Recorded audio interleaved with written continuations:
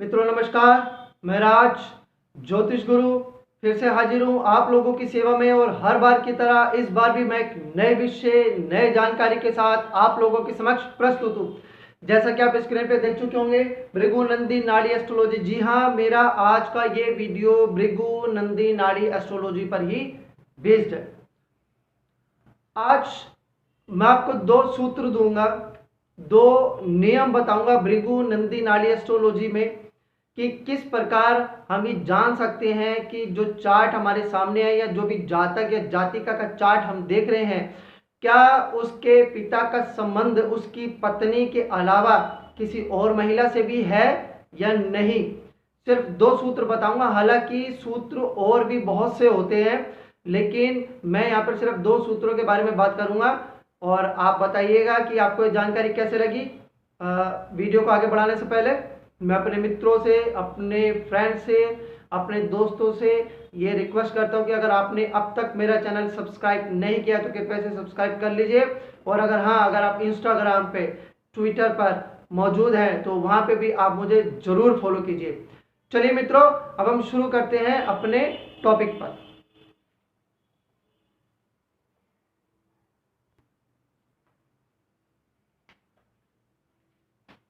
देखिए, आज का हमारा जो टॉपिक है, जो विषय है, वो क्या है कि किस प्रकार देखें कि किसी जातक के या जातिका के पिता का संबंध एक से अधिक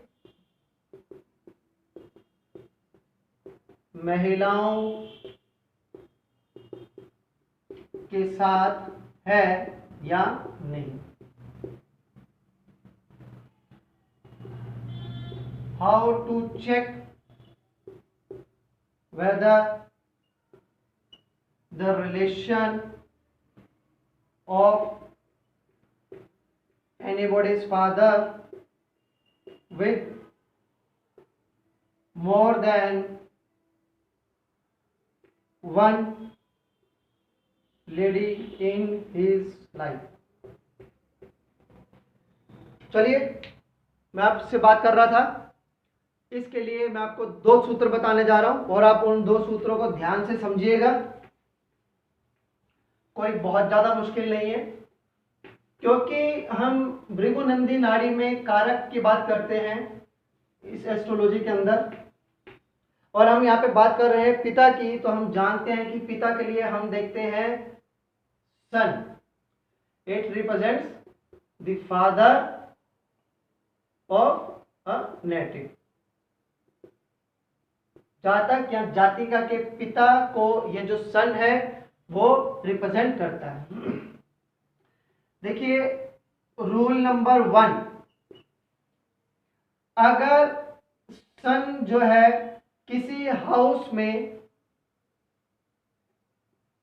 दो फीमेल प्लैनेट्स के साथ सिचुएटेड है या एक फीमेल प्लैनेट और एक मेल प्लैनेट के साथ सिचुएटेड है, और इस मेल प्लैनेट का एक्सचेंज हो जाए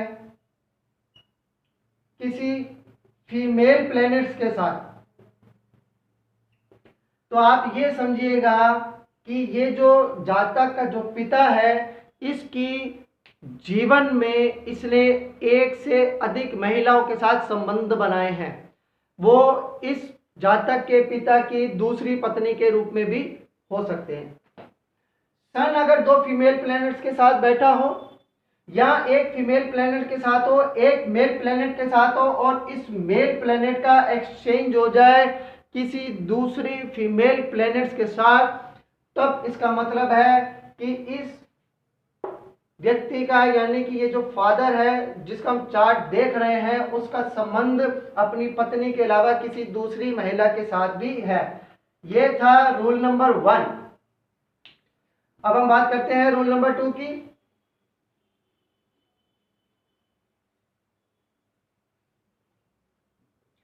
रूल नंबर 2 क्या है? अगर सन से नेक्स्ट हाउस में बिल्कुल आगे कॉन्जिक्यूटिव, सन जहां पर बैठा है उसके बिल्कुल अगले वाले हाउस में, नेक्स्ट हाउस में फीमेल प्लैनेट्स बैठ जाए या कोई मेल प्लैनेट बैठा हो और इस मेल प्लैनेट का एक्सचेंज हो जाए किसी फीमेल प्लैनेट्स के साथ,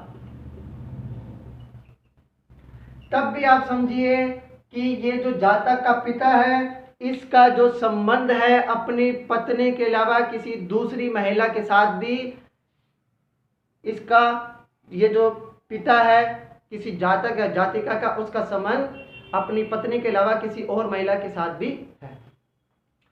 तो ये दो रूल है मित्रों, मैं सिर्फ आपको दो रूल बता रहा हूं, इसके अलावा और भी रूल्स हैं। अगर आपको उन रूल्स की जानकारी है तो आप मुझे जरूर बताइएगा, और नहीं तो फिर मैं अगला वीडियो आपको और रूल्स के साथ आपको अवगत करवाऊंगा।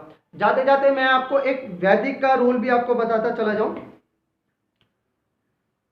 अगर आप वैदिक एस्ट्रोलॉजी कर रहे हैं तो उसमें हमें देखना थर्ड हाउस। थर्ड हाउस में अगर दो या दो से ज्यादा मेलेफिक प्लैनेट्स वहां पर बैठे हुए हैं और अगर थर्ड लॉर्ड भी मेलेफिक प्लैनेट के प्रभाव में है, तो समझिएगा कि उस जातक के जो पिता है उसका संबंध अपनी पत्नी के अलावा किसी और महिला के साथ भी है, वो दूसरी पत्नी के रूप में भी हो सकता है।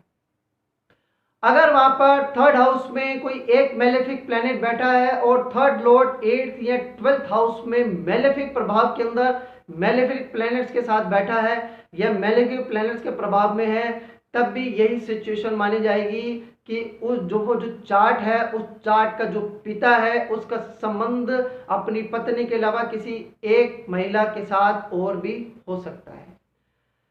चलिए मित्रों, अपने इस वीडियो को यहाँ पर विराम देते हैं। आपको ये जानकारी कैसे लगी मुझे बताना ना भूलेगा, और अगर आपको जानकारी अच्छी लगी हो तो इसे आप लाइक और शेयर भी जरूर कीजिएगा।